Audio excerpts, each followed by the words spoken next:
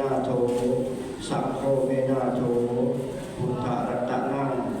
ธรรมรัตนังสังฆรัตนัง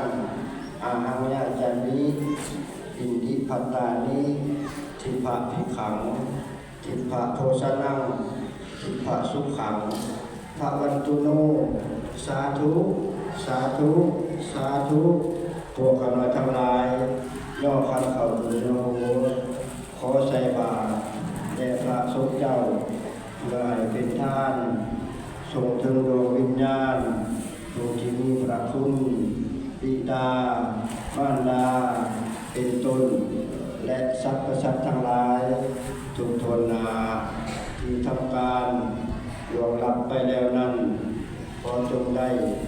อนุโมทนามาเอากุศลผลบุญที่พวกเราทั้งหลายได้อุทิศให้แล้วนี้ถ้าทุกข์ขอให้พ้นจากทุกข์ถ้าได้รับทุกข์แล้วขอจงได้รับทุกข์ยิ่งขึ้นไปปรารถนาสิ่งใดขอให้ได้ดังใจปรารถนาขอพระบุตรจงจำขอพระธรรมจงแจงเทวดาทุกแห่งแจ้งทั่วทิศานิพพานะปัจจโนโหตุสาธุสาธุ